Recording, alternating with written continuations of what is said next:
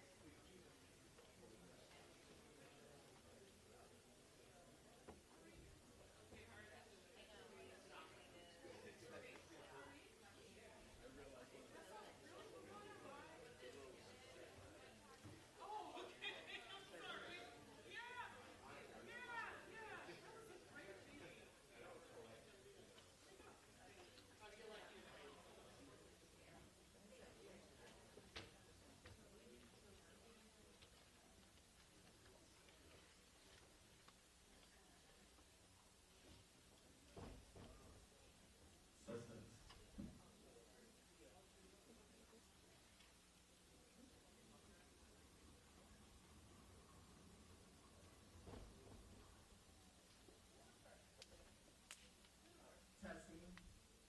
Yep, it works. Would you like me to do something else? A, B, C, D, E, F, G. I have nothing. I'm very hungry. Super, super.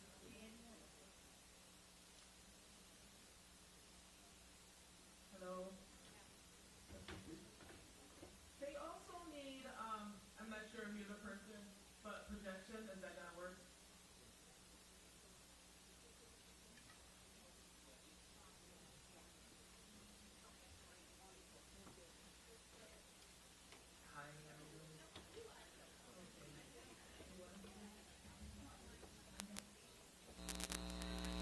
Hi, everyone. Question about the thing. I was just looking to see about the clicker that I see. That's all I was like. Cool. That's me. I would guess so. Okay. All right.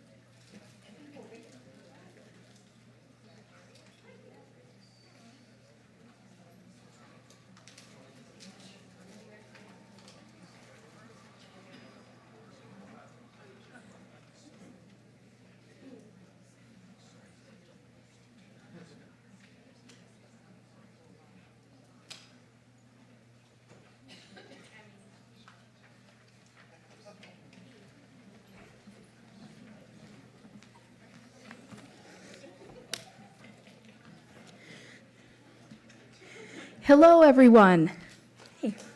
Hey, hey. I'm MP Carver, Festival Director. I hope you're enjoying the festival so far.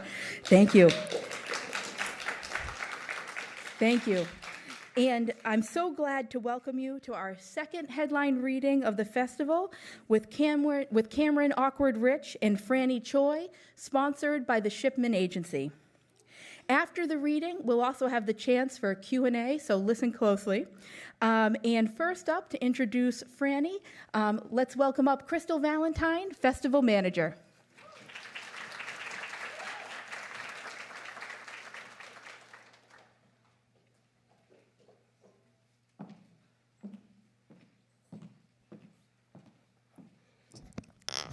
Hello, everyone.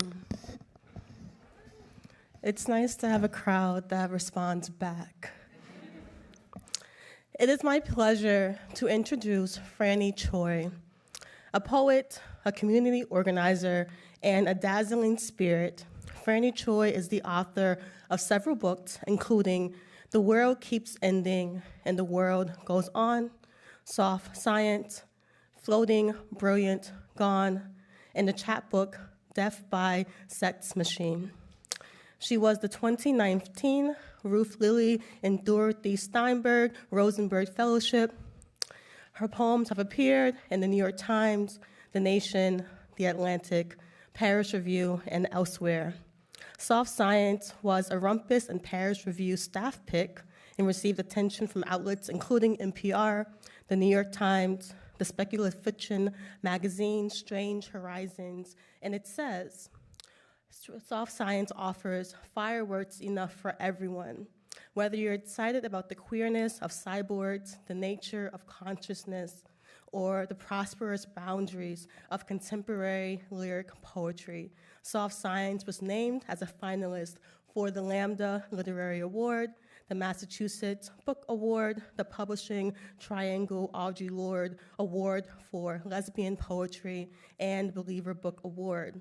A seasoned performer, Franny Choi has been a finalist in competitions including the National Poetry Slam, the Individual World Poetry Slam, the Woman of the World Poetry Slam.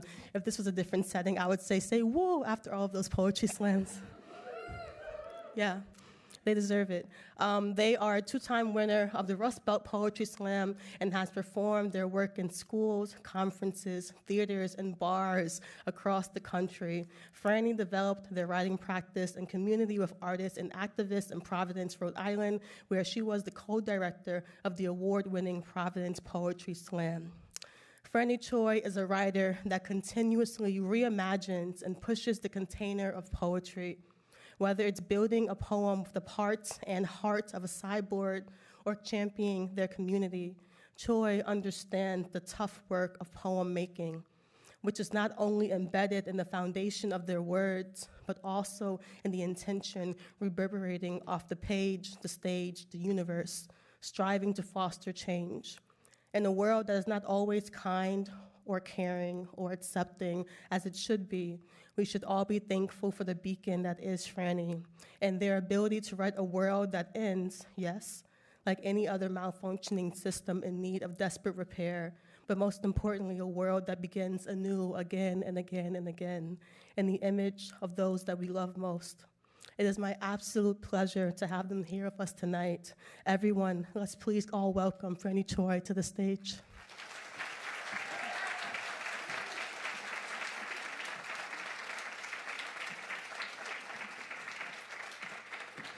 Oh my goodness. Crystal, thank you so much for that beautiful introduction. I'm so moved. And thank you all for being here. My name is Franny. I am so excited to be here to share poems with you, and specifically, I'm really excited to share poems with you alongside my favorite poet in the world, Cameron Awkward Rich, who just happens to be my husband also. I'll read first, and then Cameron will read with some slides. And in case you haven't seen, on this projector is also a link to an Access document if you would like to read along or need that. I will also begin by saying that The two of us also come from, as you may have heard, traditions of poetry where people get loud and responsive in the audience. And so I just want to say, there's no pressure to respond any way you'd like, you in any particular way. You are perfectly welcome to just sit, listen, and absorb, and just be present with us here. If you feel moved to make some sort of noise, whether that's snapping or wiggling your feet on the floor, or just giving a nice respectful however you would like to respond, I just want to just say that is welcome here. I've lately have been stuck in some rooms where I've been the only one going and have felt weird. So don't feel weird. It's okay. I'm going to start by reading the title poem from my book, The World Keeps Ending and the World Goes On. This is a book that I started writing in a moment of real despair. And at a moment when it seemed more than certain that the world was on its way to ending. And when I was in this feeling, which maybe some of you have at some point experienced, my partner, Cameron, who's very well read and very smart, quoted a line from an essay about Afrofuturism and said, "It might be helpful to remember that the apocalypse happened a long time ago and that we and our people have long been surviving it." So that reminder led me to this poem. The world keeps ending and the world goes on. Before the apocalypse, there was the apocalypse of boats. Boats of prisoners. Boats cracking under sky iron. Boats making corpses bloom like algae on the shore. Before the apocalypse, there was the apocalypse of the bombed mosque. There was the apocalypse of the taxi driver warped by flame. There was the apocalypse of the leaving and the having left, of my mother unsticking herself from her mother's grave as the plane barreled down the runway. Before the apocalypse, there was the apocalypse of planes. There was the apocalypse of pipelines, legislating their way through sacred water, and the apocalypse of the dogs, before which was the apocalypse of the dogs and the hoses, before which the apocalypse of dogs and slave catchers whose faces glowed by lantern light. Before the apocalypse of bees, the apocalypse of buses. Ooh, that feels... I haven't read this poem in Boston yet, and saying the apocalypse of buses in Boston it's hitting me different. The apocalypse of buses. Border fence apocalypse. Coat hanger apocalypse. Apocalypse in the textbook's selective silences. There was the apocalypse of the settlement and the soda machine. The apocalypse of the settlement and the jars of scalps. There was the bedlam of the cannery, the radioactive rain, the chairless martyr demanding a name. I was born from an apocalypse and have come to tell you what I know, which is that the apocalypse began when Columbus praised God and lowered his anchor. It began when a continent was drawn into cutlets. It began when Kublai Khan told Marco, "Begin at the beginning." By the time the apocalypse began, the world had already ended. It ended every day for a century or two. It ended, and we woke up and ordered Greek coffees, drew the hot liquid through our teeth as everywhere the apocalypse rumbled. The apocalypse remembered, our dear, beloved apocalypse. It drifted slowly from the trees all around us, so loud we finally stopped hearing it.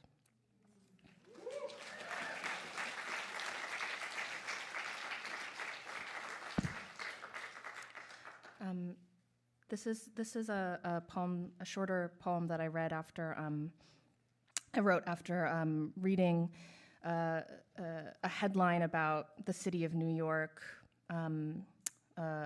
paying some sort of settlement amount of money to the family of Layleen Polanco, a trans woman of color who had been killed, I think, a few years earlier. And the headline about the terrible thing, you know. Good morning, America. Headline: the unthinkables already happened again.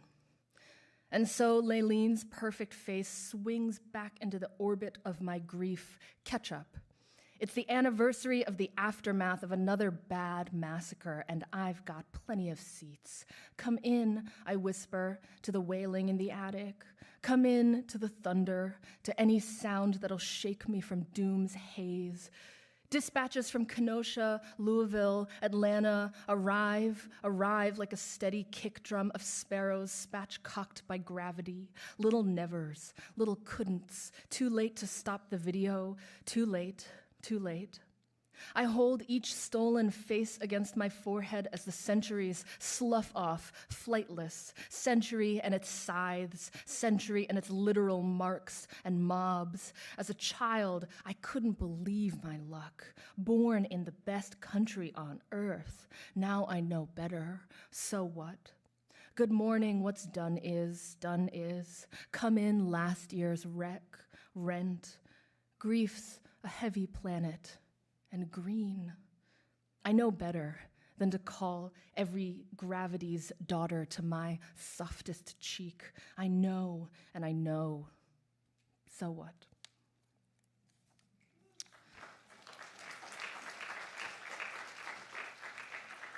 Comfort poem. Comfort poem. Half crumpled on the couch, as another bloody world churns in my belly. Oh, I wrote this while I was on my period. Half crumpled on the couch as another bloody world churns in my belly. I find myself strangely comforted by the laptop's warmth.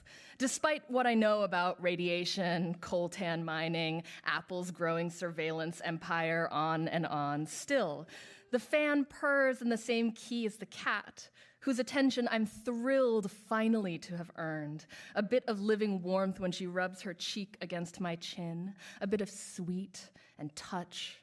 It's hard these days. You get it. Sometime in the last world, we drove to Rennes with some post-top surgery comfort food. Homemade sundubu in a big Dutch oven wrapped in 3 towels on my lap, and the stew, being sour and spicy and made of stuff that would keep, shared its heat with my torso like an old friend, a cheery host, a comfort. When, prone on the couch, I read it again, comfort. When I read the phrase, comfort woman, again, and say it again out loud, comfort woman, comfort woman, comfort woman. When I read it, bottle woman, balm woman, shh woman, bit of living proof amid the war woman. It's hard these days, but at least there's this woman. Girl body bisected by military cock woman. Crawling into the fields to vomit black woman. Rotten rice and blood rag stuffed deep woman, consort woman, convert woman, condom reused. Whatever helps you bear the day, whatever sweet, what touch. How to speak to anyone in a history like this.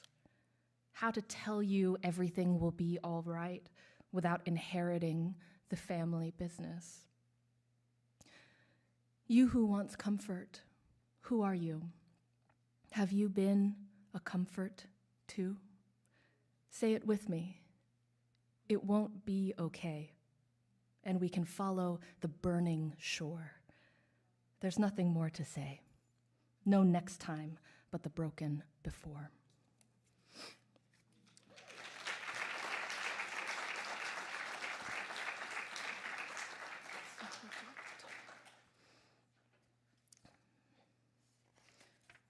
If you're following along, I'm just going to skip ahead a little bit. Unlove poem.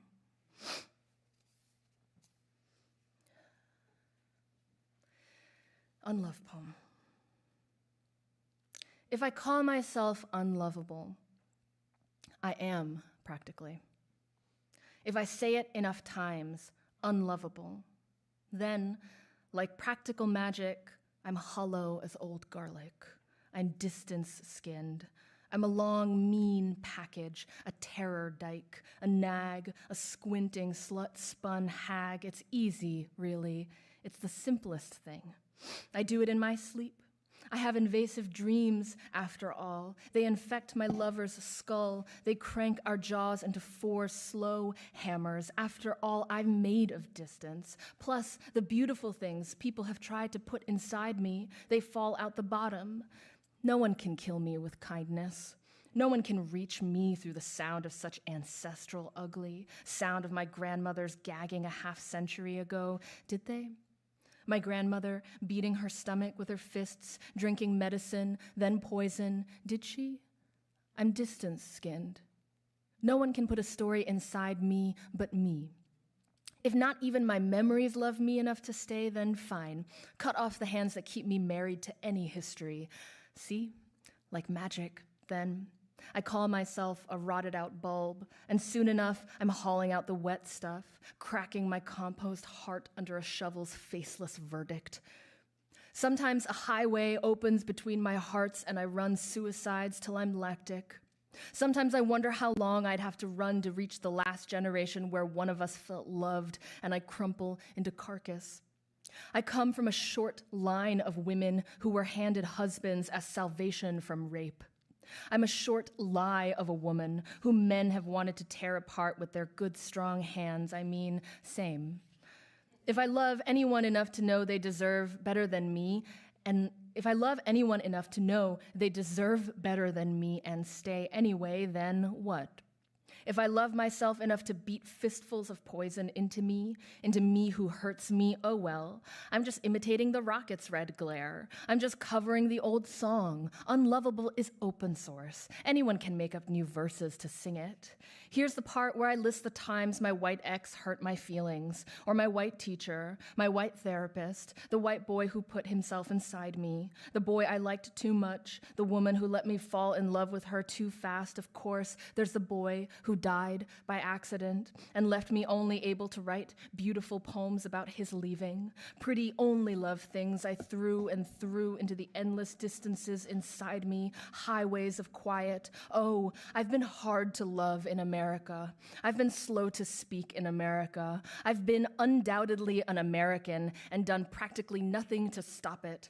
I've been some version of my grandmother's, slinking around the floor of the GI bar, shivering in the bathroom of the GI bar. I've been some version of my grandmother making child after child for a loveless man. I've been her, and I've been the version of her that lives in an opportune land, that chooses who she loves, that sits by a window writing, drinking water with Tulsi, breaking chocolate with her clean hands, that goes to school after school and collects heart and heart and heart sweetly brimming in her well-oiled forearms and still has the gall to be unlovable.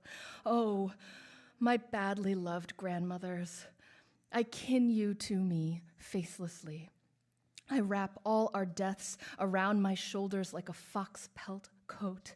Grandmother across oceans and ages, grandmother across the border, grandmother carried off by soldiers, grandmother carried into endless highway by disease or dog or dawn's unrelenting purge. I rap until I'm made of grandmother, until the ritual musk of their dreams is sprouting from my skull, sandalwood, ambergris, copper of blood, coin copper, clay of approaching dusk. I am loved by pheromone, if by nothing else, by accident at best. Oh, beasts of fortune, I am loved sweetest by the horrors of blood, by my own and by ours. Oh, blessed root rot, by ours.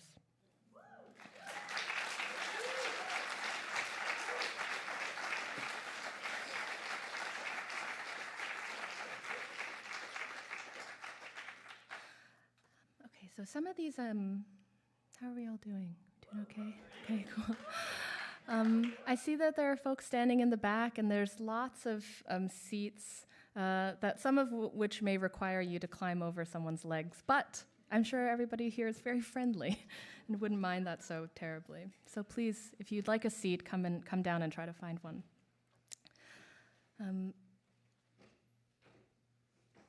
This is one that I wrote summer of 2020. You guys remember that?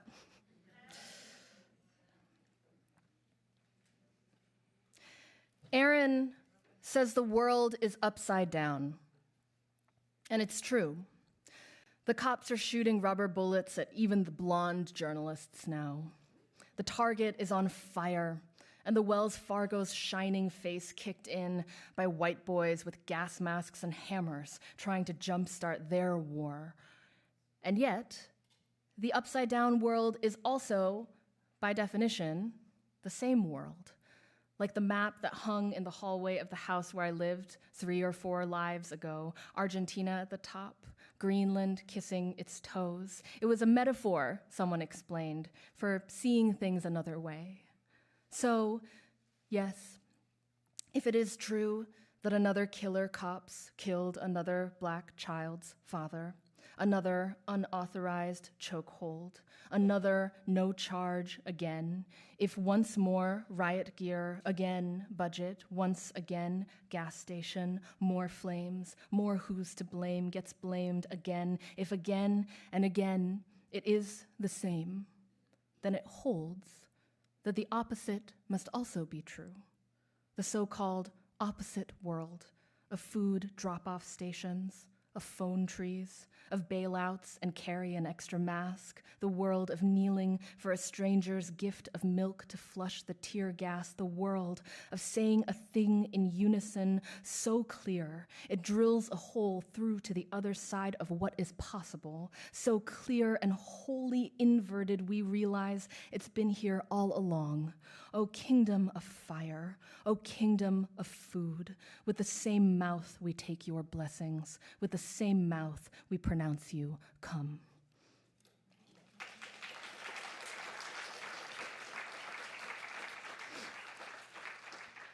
There's a section in this book that mostly takes place in other worlds, that tries to imagine other worlds where things were not, in fact, more dystopian, but maybe just a little bit more utopian, was trying to look in this world for little apertures or clues or hints of those other worlds that I might imagine. So this is a short one. It's called, it's a list poem, and it's just called Things That Already Go Past Borders.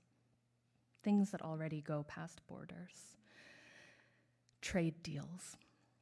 Pathogens, specific passports, particular skill sets, vegetables, car parts, streaming rights, seasonal workers, some insects, certain birds, religion, dialect, music at the right volume, headlights, human remains, wireless signals, all manner of money, of memory, people, in trucks, on trains, on foot, in line, in lines, charging checkpoints, wading waist deep through rivers, clinging to rafts or yawning their way through customs, sisters separated for decades, whose faces are as foreign to each other as the faces of the dead, seeds,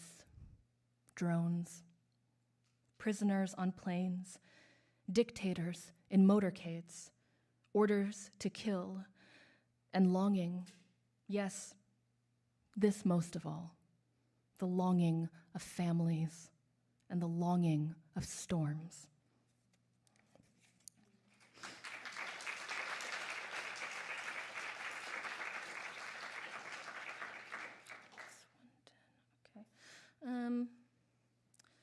Right. I think I'll read 2 more. Okay. This one also takes place in another world, in the future. I was inspired by a short story by the inimitable Alexis Pauline Gumbs. And this one is called Dispatches from a Future Great-Great-Granddaughter. It's a letter to me. Dispatches from a future great-great-granddaughter. Dear improbable you, what was it like to live so gridded, so track changes, so carceral, somnambulant, asphyxiating at split screen while nation glowered with rot? What was it like to slouch, numb-faced here and watch your image get dirty with algorithm elsewhere, shuffle into destiny's schlep? Did your pulse come haptic? Did you pay money for food? Did you dial 3 numbers and salute genocidaires with crest-whitened incisors when they knocked? Did you pray ever? Hope? Any? Or did you take a number, snatch what scraps you could, and pet your children? Everything was happening, and you were alive. You were alive then. What did you do?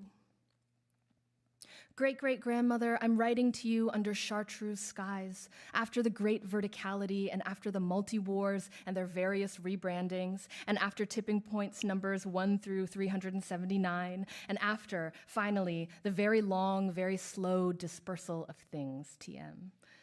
I wonder if you can imagine it. The tall, tall oceans, the smell of sick gas, weirdly sweet, and Sani spray, like if toothpaste were a vegetable. The rhythm of jump dancers on the boardwalks, water swinging in barrels, grass-fed grass. There are 12 different siren patterns now, one for each kind of crisis. 2 honks for fire, 3 short trills for a runaway brain. A loneliness emergency is a low swoop followed by a chirp, and so on. There are crises every day, and there's also bread bubbling on the counter, pickled beans, a cat who comes home. What I want you to know is that we're okay. Hurting, but okay. We're surviving, though it's true we don't know what that means exactly. Some rituals I do to imagine what you knew about freedom. Move my fingers over glass, swipe like a question. Swallow a bullet and stay silent until it passes. Touch my lips to silicone, sand, silicone, sand. Walk into the ocean and let the waves kick me over, then dry in the sun and lick the salt from my forearms. Sit facing a friend and hold our palms together without touching. Take turns completing the phrase, "It could have been that." Draw my face from memory. Ask a friend to bind me with rope until I can't move. Tense up until I cry, then laugh until the ties loosen, until everything loosens. Dear great-great-grandsomeone, under a graphless sky, I'm writing to say thank you for healing what you could, for passing down what you couldn't. I'm plentituding what I can. What I can't, I let tunnel me like roughage, like a bullet, like a slur I won't daycare. What you gave me isn't wisdom, and I have no wisdom in return, just handfuls of livestock. Every day, a sky is, miles are. We sing, entangled in the root world answers, and together we're making something of it, something of all those questions you left.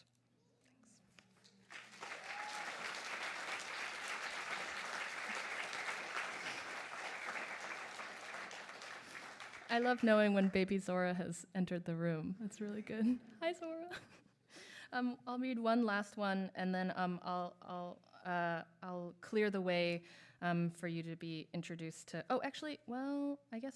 Okay, I'm at 24 minutes. Okay, this one's short, but I'll clear the way for you to be introduced to my illustrious partner, my favorite poet, Cameron Awkward Rich.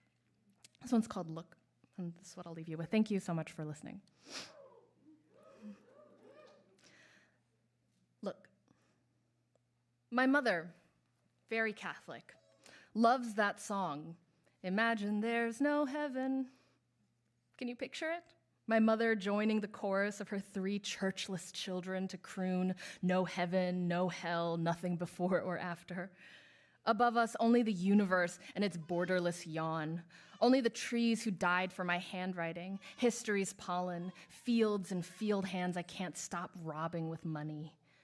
Today I woke up on still stolen land, then scrolled through the latest debris of people attempting godliness in 100 wrong ways. The room was filled today with light. Filled, you could say, with nothing. No hope, no glory, no such peach as an ethical peach.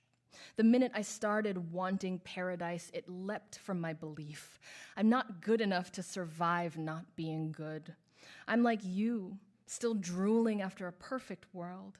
Even as the stars warble off key and the oceans rattle with plastics, imagine I can't stop saying, imagine I beg, when I should have said, look, look. Paradise is both a particle and a wave. You don't have to believe in something for it to startle you awake. Thank you all.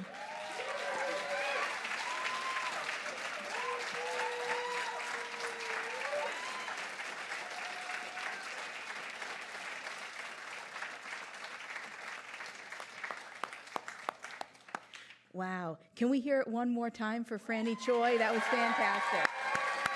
All right.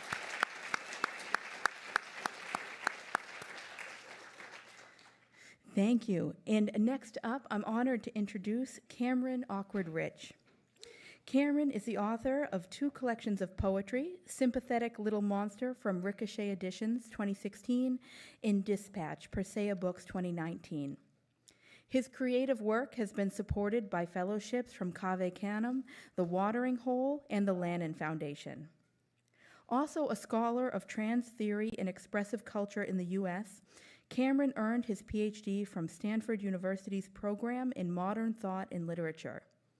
His more critical writing can be found in Signs, Trans Studies Quarterly, American Quarterly, and elsewhere, and has been supported by fellowships from Duke University's program in Feminist, Gender, and Sexuality Studies and the ACLS. His book, The Terrible We, Thinking with Trans Maladjustment, was published by Duke University Press in fall 2022. Presently, he is an assistant professor of women, gender, sexuality studies at the University of Massachusetts Amherst. Awkward Rich was a keynote speaker for the 2020 Thinking Trans Thinking Conference organized by the Trans Philosophy Project. He was also a featured poet during the 2020 Split This Rock Poetry Festival, a gathering in Washington, D.C. organized biennially around social justice themes. Cameron's writing is a powerful exploration of the intersections of identity and the complexities of the human experience. His poetry offers a unique and important perspective that challenges societal norms and expands our understanding of ourselves and others. As one reviewer put it, Awkward Rich's poetry is a powerful blend of vulnerability and strength, of personal history and political urgency, of the body and the mind. His work also pays homage to his community in the poets who have come before him, as in his poem, Cento Between the Ending and the End, published by the Academy of American Poets. Without further ado, please join me in welcoming Cameron Awkward Rich.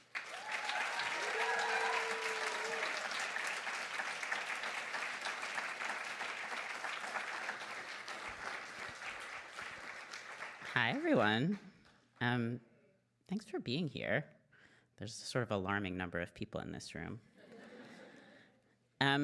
Okay, I'm gonna try very hard not to banter because when I do, it tends to get sort of strange. But what I'll say is that unfortunately, listening to Franny, I was like, oh no, we've constructed 2 sets with identical arcs, except for hers is better. So I'm going to read 5 poems, but one of them is very long. 3 of them are from a book, and 2 of them are new. This first one is called Bad Weather. It's about a time I got hit by a car. Bad weather.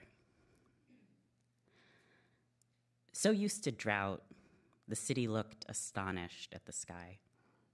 And I have to believe that's why she didn't see me in the crosswalk. I was on my way to celebrate another year among my friends, then drowned by laughter in an ambulance as it raced along toward harbor. I used to fear my body was a well anyone could toss their wishes into, unbothered surface, pocked with light. So I'd be lying if I said I didn't love it, the new storm, minor catastrophe, me in its mute eye. I leave the hospital and can't look at anything. my skull rung wrong. Blessed din of my solitary making, static song no one else can hum along.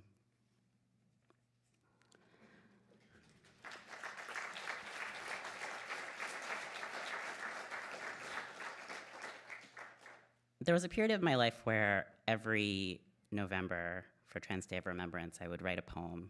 It was kind of like a compulsion. And this one is the last one that I wrote. It's from way back in 2015, when things were bad, but less obviously bad to everybody else. It's called Anti-Elegy. It's the last one of these I wrote, and hopefully it will be the last one. Anti-Elegy. She was 33 bullet, 35 bullet, 20 bullet, 25 stabbed to death and run over by a car, 66 blade, 22 bullet, 17 fist, 36 blade, blade, blade, bullet, bullet, bullet, stone, found dead in a field, overdose, bullet, unknown, rope, stone, stone, bullet, oncoming traffic, his own good hands. And it becomes a kind of music, doesn't it? Senseless litany, field of roses, blood red upturned skirts. I open my mouth and hear the pith of me, hear a flock of names, a girl spilling out onto the street. The trouble with elegy is that it asks the dead to live. It calls them back. And who am I to say, rise, walk again among those who could not bear the sight of you, your body, your one good dress? Today, someone will walk into the night and then become it. Someone's heart will crowd with beloved ghosts, and who am I to say, dance with me here a little longer? Never mind the bloodshed, darling, never mind, never mind. Once, a man said mine, and a woman became an empty room. Once, a man said mine, and the ocean split, and the endless passage. Once, a man said mine, and there's a genocide. How strange to make the world with language, to wield desire as a weapon, to watch one nation burn and another rise up at your feet. Once, a girl looked in the mirror and called herself, said, my name is, I am, and a man said, mine, mine, mine. I have so many questions. Who are, what does, why? How does it feel to, I'm sorry, I just think and define, I'm sorry. Your anger, you're afraid of, can fear be, define knife, define fear is, please forgive me.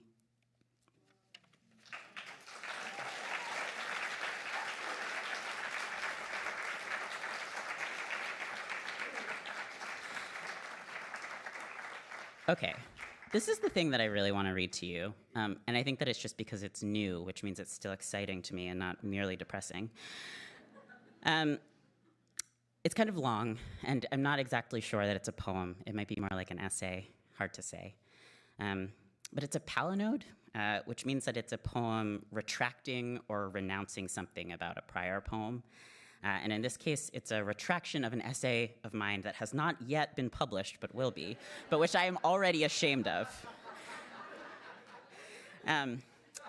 So there's more sort of explaining this in the poem itself, but I think that it's important to know that this is about and addressed to Pauli Murray, who was a 20th century Black writer, priest, poet, legal thinker, who's been sort of the subject of a recovery project lately. Everybody is very interested in putting them at the center of like a particular kind of feminist jurisprudence. But simultaneous to this kind of recovery of Murray's kind of contributions to various kinds of civil rights project has been the kind of like recovery of Murray as somebody who was or who would have been in another time trans. And I have been trying and failing to write about them for the past like 3 years. And so this is kind of an attempt to make sense of that failure. I have a bit of a PowerPoint, as you'll see, And the thing to know is that most but not all of these are taken from a scrapbook that they assembled, which is titled The Life and Times of an American Called Polly Murray. So, Palinode. Dear Polly, I've been trying to write about you for some years now and have not been able. Well, other people might say I have been. I've given talks, there's an essay under contract, but I haven't been able yet to say what I mean. Lately, each thing I do is a form of the epistolary, apostrophe, some particular impossible you. The problem is, of course, one of audience, address. I cannot have a single thought. From what I can tell, you didn't have that problem. You were, I think, able to hold something like a nation in your head. Still, it must have eventually driven you mad, from scene to scene, institution to institution, looking for felicitous language, the precise vocabulary, syntax for making clear what to you was always clear, that you were alive. Anyway, I've been having trouble lately.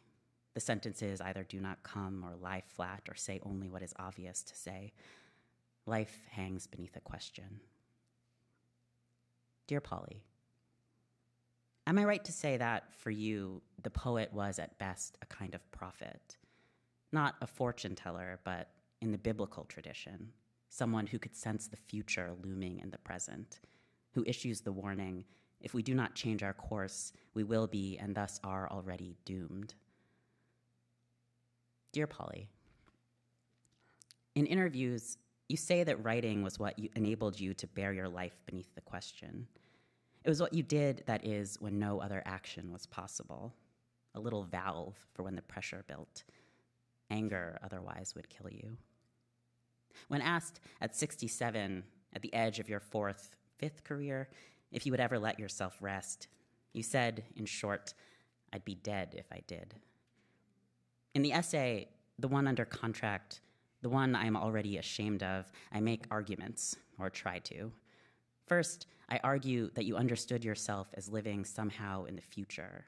Ahead of myself is how you put it once, 21 years ahead.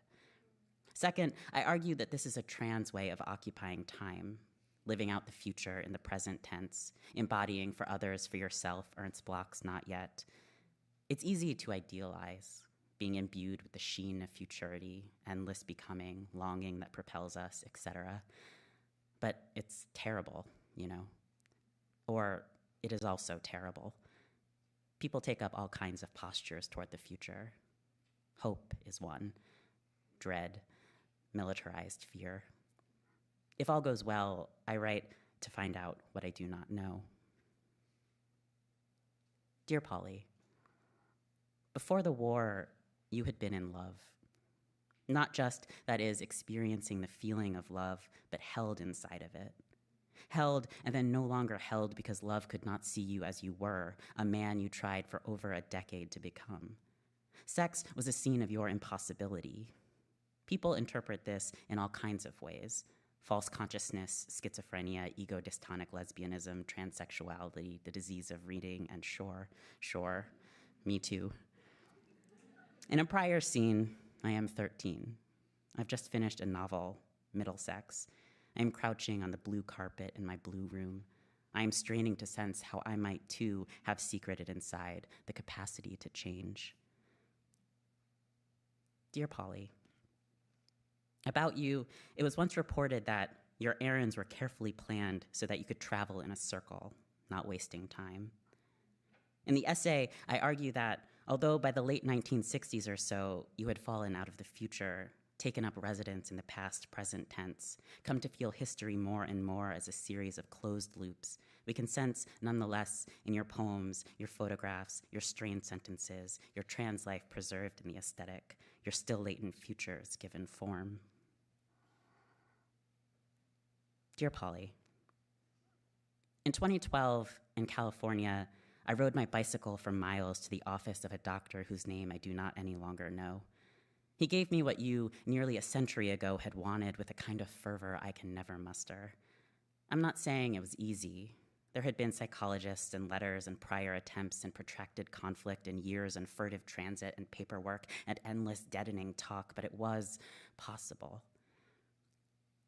Dear Polly, I encounter a thought that breaks a little more my heart. You say, finally, that race and sex are biologically permanent. You grow from a child to an adult, an alien may become a citizen, and so on. But where you have a permanent characteristic, it is on the basis of one's birth that one becomes a member of that caste. It is completely imposed upon one, and there is no way that one can escape. I don't know when this thought, the finality of it, seized you. Was it your admiration of Mary Daly, her writing, her beautiful tan? Was it that you could no longer bear hope's disappointment? Was it that you were, in some important way, already dead? All I know is that by the end of your life, having discovered no other way, you had become convinced that race, that sex, were closed forms. Polly, listen, they aren't. It isn't. Dear Polly, if you were alive now, I suspect I wouldn't so admire you. Lawyer, priest, National Organization of Women, acquainted with the president's wife. But because you are dead, I do. Of course, if you were alive now, you wouldn't be in every important way you. I spend my whole life trying to convince my students of this. Our categories have histories, I say, gesturing wildly with my little nub of chalk. There, at work, I use words like contingency, discursive formations, rupture, and yet, today, walking with F around our Massachusetts town, I insist, as always, on a circular route. Coffee, then groceries, then flowers, for its tender efficiency.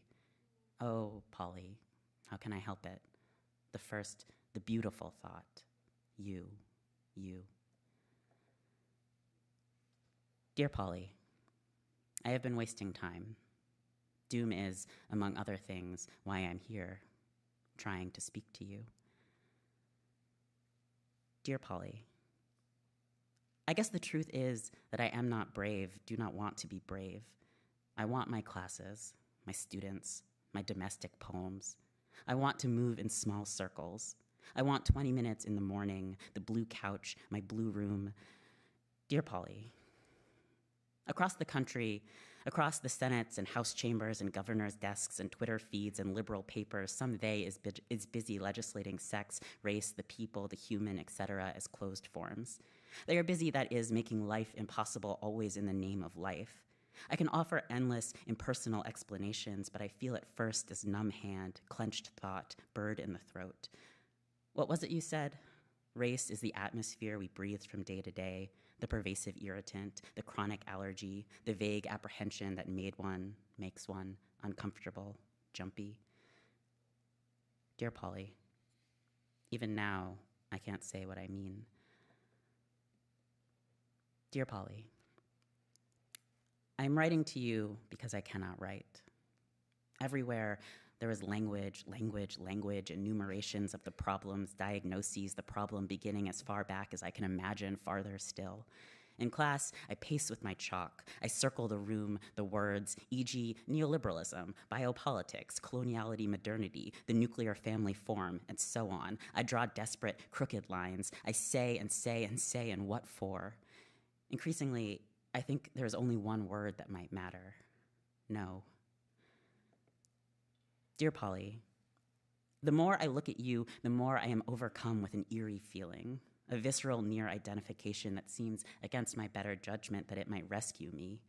I've become, frankly, fixated on this image of you who are prolific amidst Jim Crow, the fascist American mid-century, the Great Depression, your endless dislocation in pursuit of meaningful work, the atmosphere of anti-Blackness, the deathly race-gender politics of the university, your loneliness, your unruly mind, the thwarting of your trans desires during a tipping point when sex change was heralded as newly possible, fixated on the question simply of how you thought under those conditions, how you endured the present tense.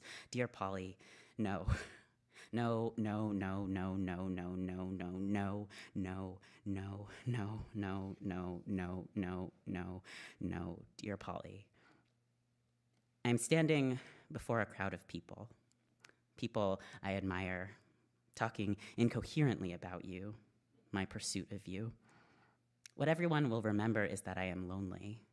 or that I have formal questions about loneliness, whether it is a feeling that produces continuity, a desire for continuity, where there might more ethically be rupture. All day, they come up to report to me that they like what I said about loneliness, which makes me suspicious. Am I lonely? Am I lonely? My days are crowded with other people. Dear Polly, as far as I know, there is no tense, not in English, to describe the shape of time you help me see, the was will be, the salted circle, the still not yet. Dear Polly, I look for as long as I can stand at a particular image. You as young man, you as Pete, you as self-proclaimed vagabond in a leather coat. I go tender for this image. You're a young little brother, so young. This is before Bellevue and the rest home, before the arrests and the intake forms in your desperate lines, before you spread beneath the knife in search of hidden organs, before the first end of love, before you are refused and refused and refused and made, I can't help but think, into the bravest thing, black girl, black woman. Once, after a talk, someone asked if I thought the name, your name, Pete, was a biblical reference. Peter, Paul, etc. Honestly, it hadn't occurred to me. Dear Polly, your name for her, your first great love, was Pan, Pete and Pan, the boy who would not grow up, the boy who returns and returns to the same house, the same window, though nothing ever is the same. Polly, the truth is, after all this time, I want him simply to have lived. I think this means, shamefully, inconceivably, I want to live, to have lived.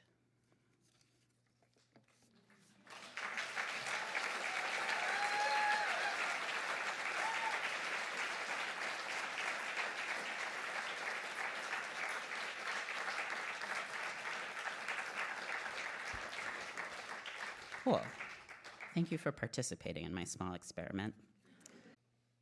Yeah, this poem is called For the Record. For the record,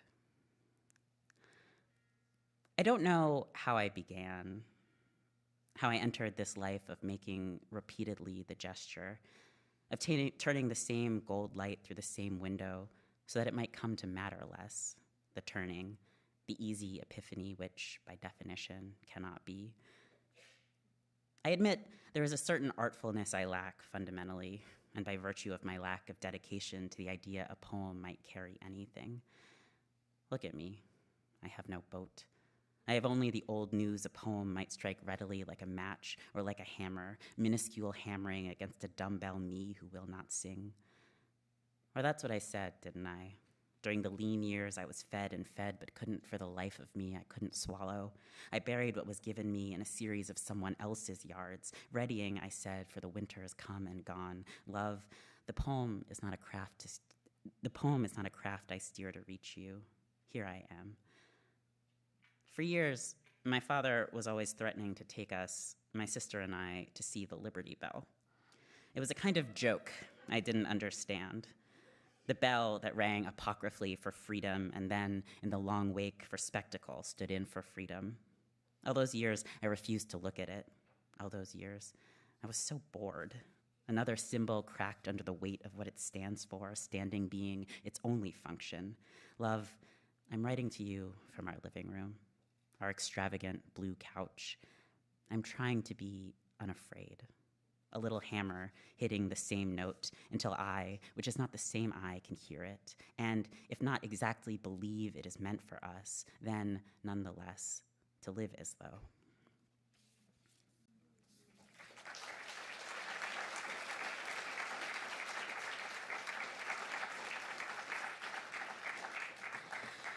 Okay, I'm just gonna read a poem. It's a very little one. This poem is a cento or a cento. People say it both ways, and I do not know which one is correct or more correct. But that means that this is a poem that is kind of composed entirely of language that I've scavenged or stolen from other people. And in this case, they're all people who, whether they know it or not, I consider to be my friends. and then also Lucille Clifton, who is a friend of my mind. So, cento between the ending and the end. Sometimes you don't die when you're supposed to, and now I have a choice.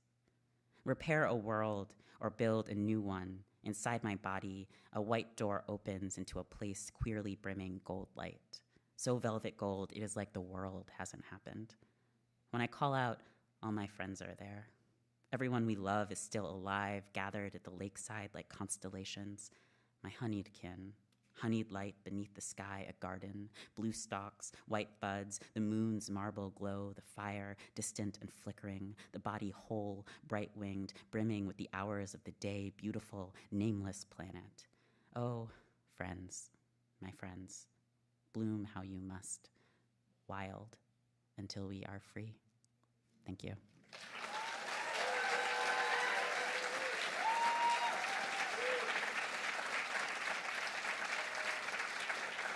Are we? Oh, yes. Oh, yeah, you had right up there. Thank you. Well, that was amazing. All right, one more round of applause, if you'd be so kind, for both our poets. 8 minutes.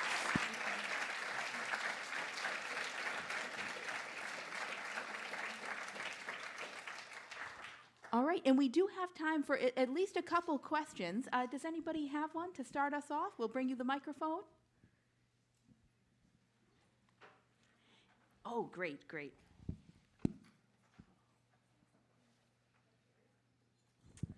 Hello, thank you. That was so incredible.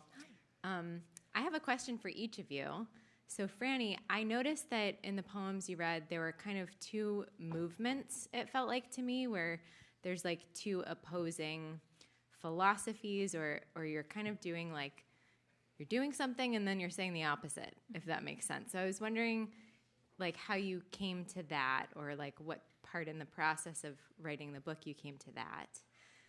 And Cameron, I'd love to hear about the visual aspect of the essay poem that you're working on, because I thought it added so much and it was so rich. Thank you. Should we take them in order? Yes. Okay, thank you so much for that question.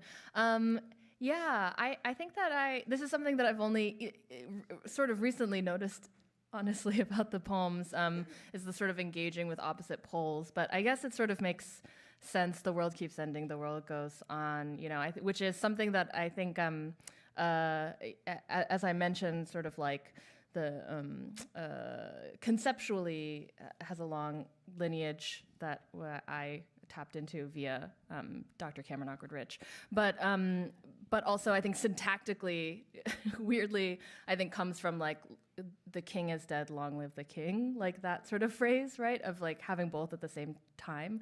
And I think that in this project, it was important for me to continue to insist over and over again that dystopia and utopia are always happening simultaneously, which is something that I learned from attending a talk by one of the editors by both of the two editors of the an anthology which some of you may have heard of or read, called Octavia's Brood, Science Fiction Stories from Social Justice Movements. And one of the editors made this point and pointed out that, for example, in Parable of the Sower, the novel by Octavia Butler, that we think of it as a dystopian novel that takes place in a dystopian world.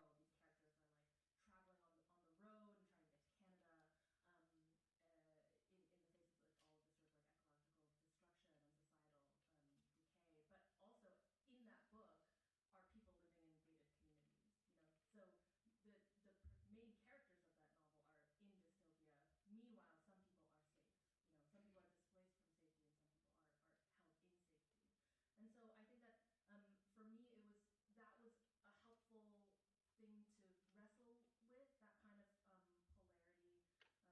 apertures in the present toward something like freedom, and then also to understand that the world that we were working toward was going to be a complicated world, no matter what. Yeah, so I think that if there's that sense that you're getting, I think that's sort of how I understand it. You want to talk about visuals, PowerPoint? Oh, sure. Yeah, I mean, I don't think that I have anything smart to say about the visuals. It's just, I've been staring at these photographs for 3 years, trying to figure out what to make of them. I mean, I think that it's perfectly possible to say that this whole kind of like essay poem is just kind of like a phrastic poem about this photo album that Polly Marie assembled of themselves and their sort of loved ones. But I guess I wanted to show the images also because I think that the feeling that I keep trying to explain over and over again is like what it feels like to be, for example, somebody who is almost never kind of in the world of images, right? Like, it's very rare to encounter in the world of images a kind of black trans person, a black trans masculine person, maybe specifically, and to encounter Polly in the world of images was like profound to me in a way that I still haven't been able to say why or what exactly it means. And so there's something about showing the images alongside the sort of narrating of them that feels important to me, although I can't say why. I'm very dumb at thinking about images, actually.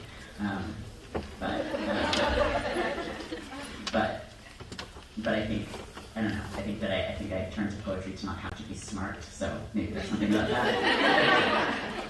I really like that idea of it being both ekphrastic and epistolary, like writing to the images, like writing to Polly via the images. You're thinking about images. No, and All right. And I think there was another hand over here.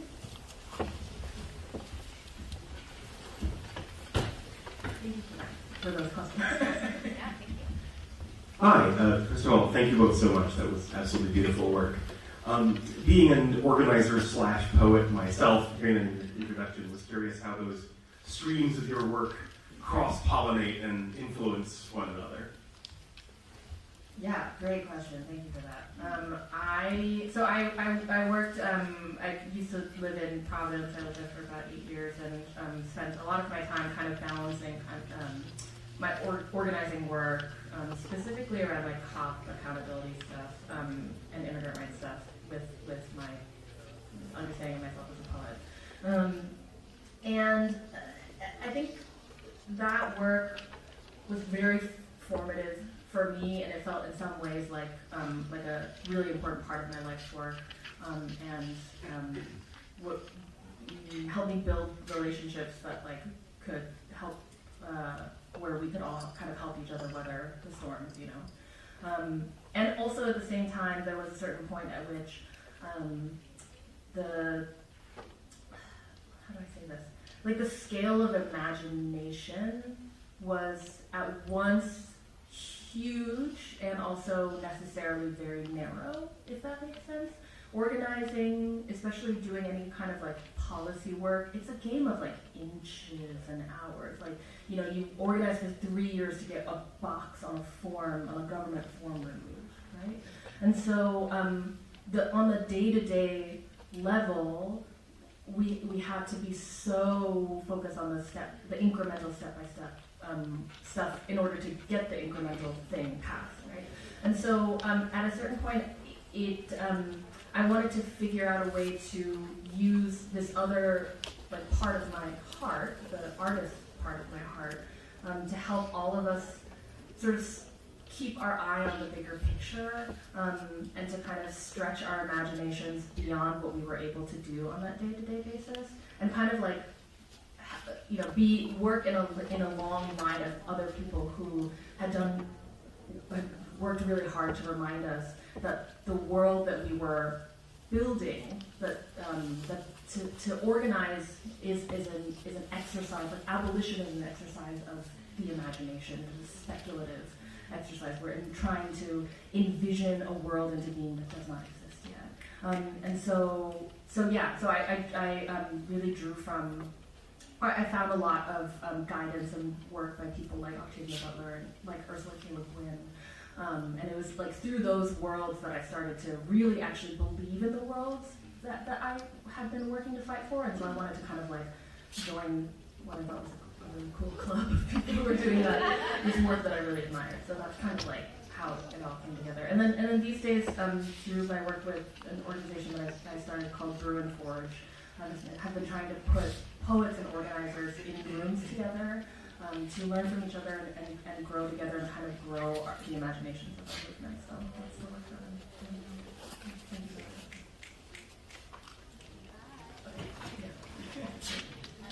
So we have a question over there. Hi, it's very quick. Thank you so much. I just had actually a quick question for Cameron, because you referenced it a few times, so of course we all want to keep an eye out for this essay that's under contract that you where it is under contract and when it will be published, whether we should look for it so that we can compare the two.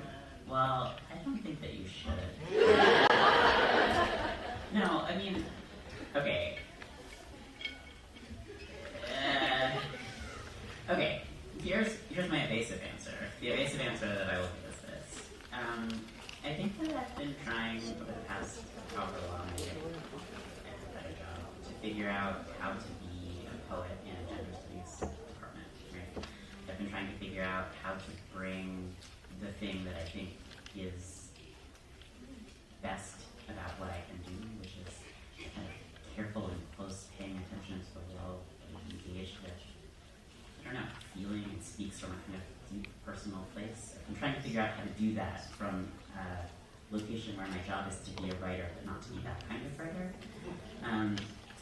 So I tried to write this essay about Polly Murray, a kind of like idea about Polly Murray's kind of trans poetics, right? I was looking at them and I was like, there's something here that is deeply familiar to me and I would like to try to define it. And I spent 2 years trying to write this essay and I think that it's not good, right? So I'm not going to tell you where it is. But it was an interesting exercise in trying to figure out how best to be in relation to a past that is in some way, I don't know, how best to be in relation to a figure in the past who is both deeply familiar and also deeply alien, who gives me resources that I need in order to keep being alive. And I think that I learned from that activity that the making of arguments about those lives is not really what I want to be doing.